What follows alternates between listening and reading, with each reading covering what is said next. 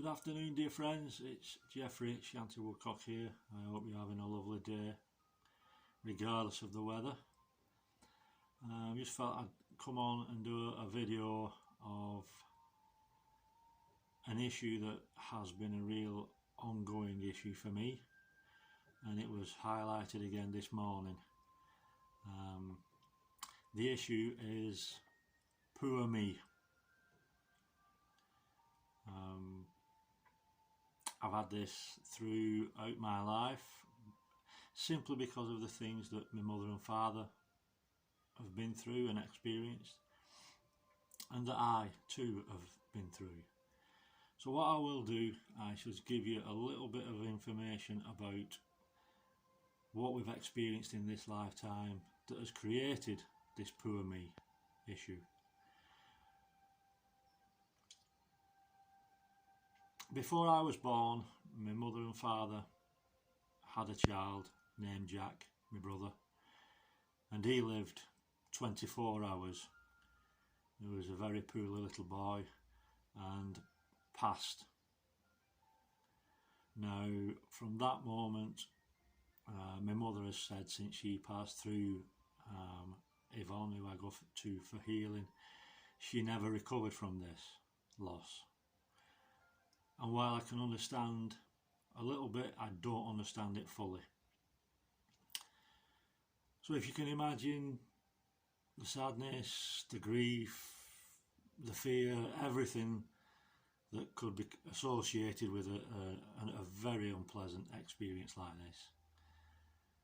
Then I come along a few months later, and I was born, as we all are, through the love vibration, but I was also born into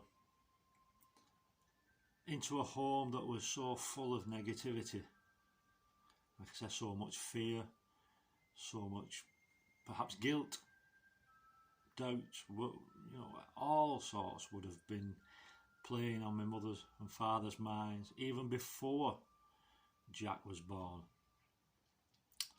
So this is where my poor me has started from, and it has been with me throughout my life. I had an enlightenment, if you wish to call it an enlightenment, this morning. My angels came and showed me through a dream and then explained to me when I woke that this is the issue that I'm still needing to deal with. I've come a long way to eradicate this poor me, but the conditioning that has been created behind it, it has been a real challenge for me to deal with. Sometimes it's been hard to actually admit and accept, like this morning. I just felt a lot of embarrassment coming up because I'm still going through the healing process of this. And I sort of said this morning, I'm 55 and I'm still throwing my toys out my pram, but I'm not doing it anywhere near as bad as I have done in the past. So anyway, my mother and father lose Jack, and our life basically goes downhill from there. We do have good times, don't get me wrong. At school, I was as tall as I am now, virtually. I'm 6'7", and I must have been around 6'5" in the 11 to 15-year-old school, and I was one of the tallest in the school in the first year. So as children do, they can sort of pick on you, and I had that. I got all the tall name calling, and so by the time I left school I was paranoid about my height and what have you. And then around 17, 18 year old, my mum sat us down and told us she'd got cancer. Now, my mother had cancer in total for over 20 years. She had a lot of other illnesses as well. During that time, my dad attempted suicide because he couldn't do anything to help her. It must be the hardest thing to see the one you love the most going downhill, deteriorating in any way, shape or form. And during this time, I hit the beer big time. Was I an alcoholic? Not 7 days a week, but when it came round to me going out, I actually hammered it. I really hammered it because I couldn't cope with what was going on in life. But just to sort of go back a little bit with the poor me. Now, the poor me is simply because I wasn't getting things the way I wanted. My inner child started to paddy, stamp his feet, and obviously with the situation that happened with my mum and dad, my mother, and it took a long time for me to accept this, really did spoil me. And I know my dad did, but the loss affected them both in different ways. My dad, he shut his heart down. He couldn't cope. He couldn't cope with the loss. He was always looking to try to find out where Jack had moved on to. And I only found this out when he'd passed on. So it took 40, 50 years to realise that my dad was always searching to find Jack. So my dad couldn't give me the love that I wanted. And that's seeking love in a conditional way. I wanted it in a certain way, and if it didn't come, toys come out my pram. My mum would buy me something or do something to spoil me, and then that little inner child had calmed down. And I know that when my mum told us about the cancer and it progressed, I was blaming everybody. I was blaming everybody for not giving me attention. I was blaming God. I was blaming everybody for the situation that we were in. Now I understand everything that my parents, Jack, my brother and I have experienced were exactly the experience we needed for our souls to evolve. Don't get me wrong, I would have loved to be sat on a beach every day or doing whatever, but it wouldn't have been beneficial for my soul and for our family's soul group to evolve. Unpleasant, really unpleasant, but now I am seeing the benefits and the blessings within them. So this morning it showed me the most recent times when it really had an effect on me, and it was when in 2008 my dad had a stroke, and it took all of his speech, affected his right arm a little, but thankfully he was physically okay, he could dress himself and such. But during that time he progressively got worse. I don't like giving any illnesses any names, but it seemed he was going into dementia. He attempted suicide a few times. I woke up one morning with a bread knife at my throat with him standing over me. And it sort of started deteriorating like that, simply because it was my dad's way. He was trying to control me, but it was his way of trying to help me so that I wouldn't go through all the pain that he did in his life, because I was able, again, only when my dad had passed, I was able to see his life through his eyes. And the more I saw, the more respect and the more love I felt for my dad, because during our life we were at loggerheads. If he said it was Monday, just for to be spiteful, I'd say it was Friday. You know, so for 50 years we have been like that. But like I said, when I started to look at things through his eyes, his life was one hard life. Now, like I said, we go back to the poor me. And this reared up in 2015 when one morning my dad came at me from behind. I instinctively put my arm up to my left shoulder, felt something sharp, dragged whatever it was down my arm, and my dad had a knife and it pierced my arm. It was a superficial wound. It was a little plaster was put over, but I had to involve the social workers for both our sakes. During the next 4 or 5 hours, the social workers in there, and at one time I was really angry at them, but now I understand, and I'll go into this a lot more in a different video. They sort of said my dad was compos mentis to stay at home, and that I had to leave the house.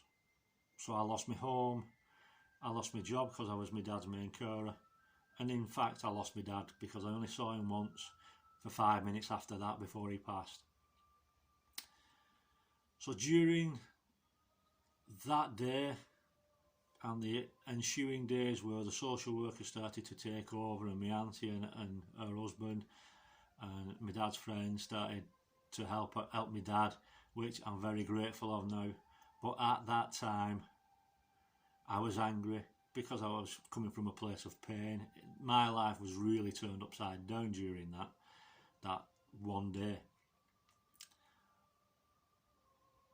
and it was again poor me, woe is me, what's going to happen. But I've got to accept that was how I was able to get. That was how I felt the best way for me to get through it.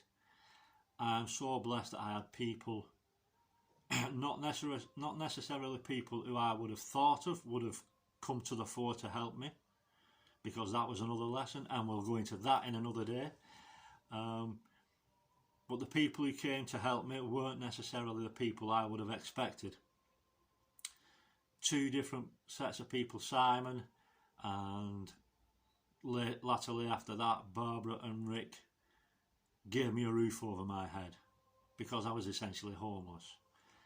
And it was tough. It's got to be the tough part of my life again. I mean, to be honest, it's all been tough, but everybody who watches this video, everybody in this world is going through or has been through really tough challenges.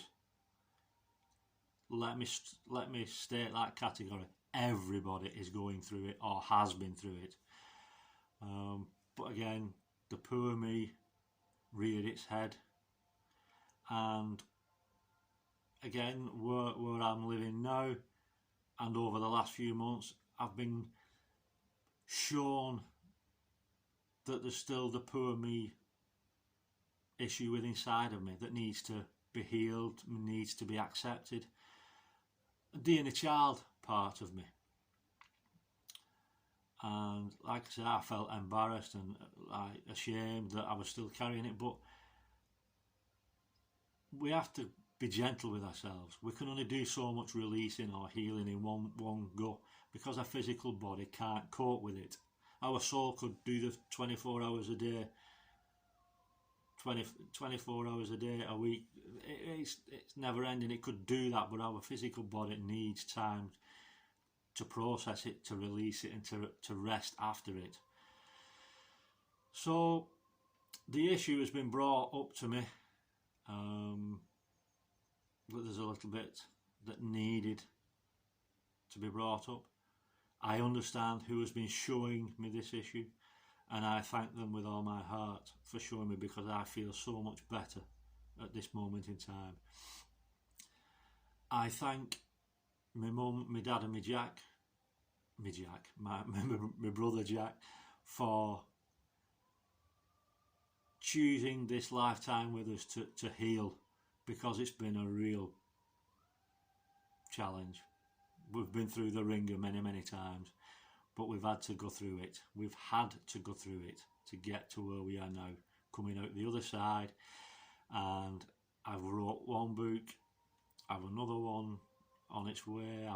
I've 4 or 5 books, and throughout my books I know all my experiences I can now call upon to help anybody who seeks my counsel, if you like. So where at one time I'd look at we was going through hell and I wanted to leave. The amount of times I sort of threatened, not vocally to my mum and dad, but I'd had enough. I wanted to leave. I wanted to end it all. Many times that has come up for me, but I'm so glad that I sort of didn't do it. And to be honest, I don't feel I've got the courage to do it. Well, when my dad did it the first time, he really did it. And again, we'll go into that another time as well. But for now, it's the poor me. And when I didn't get the love from my mum and dad in the way that I wanted, the toys came out the pram. And it's same all the way through life. When something didn't go my way, the toys came out and I stamped my feet and the inner child, but it was the poor me coming up. And even now, when I like over the last few weeks, I've been going up to Rivington, and where I normally park. If I've gone up and somebody's been parked in my place, I got angry, frustrated. They're in my place. They shouldn't be in my place. That's my place.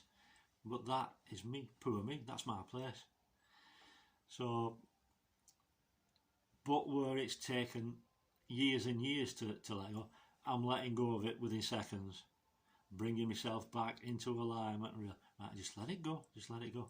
But until this morning, I didn't realise that there was a deeper core issue that needed healing, needed accepting.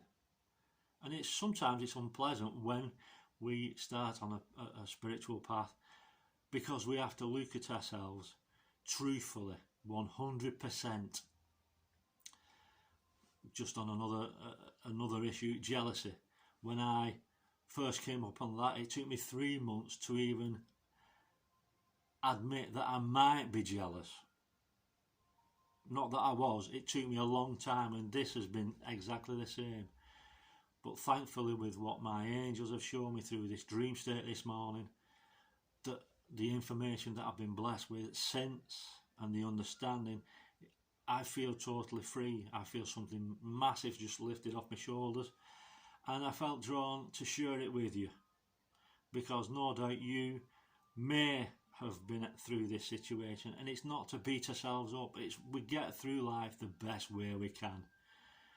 Even if we're crawling on our hands and knees, we get through it the best way we can, and it's for me to forgive myself. And if you're going through this or you've experienced this, it's for you to be gentle with yourself, to forgive yourself. And what other people think, what other people say, it does not matter. It doesn't matter, because the people who know you, the people who love you, your true friends, will understand, and they will allow you to be who you are. And thankfully, I got a few friends who are bloody diamonds, and forgive me for swearing, but they are diamonds.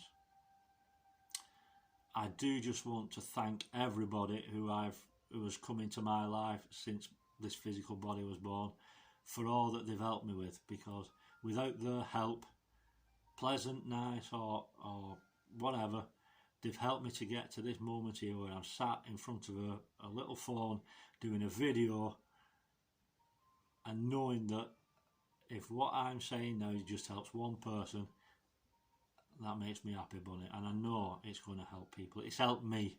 It's a healing for me to do this video.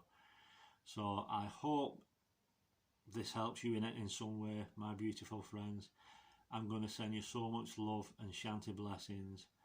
And please know you are important to this world. What you have been through in your experiences, you have got wisdom to share. So thank you for being here. Thank you for keeping going, because it's going to be worth it. It is going to be worth it. Sending you so much love and blessings. Thank you for listening. Thank you for allowing me to share my experiences. God bless. Take care. Enjoy the weekend. God bless.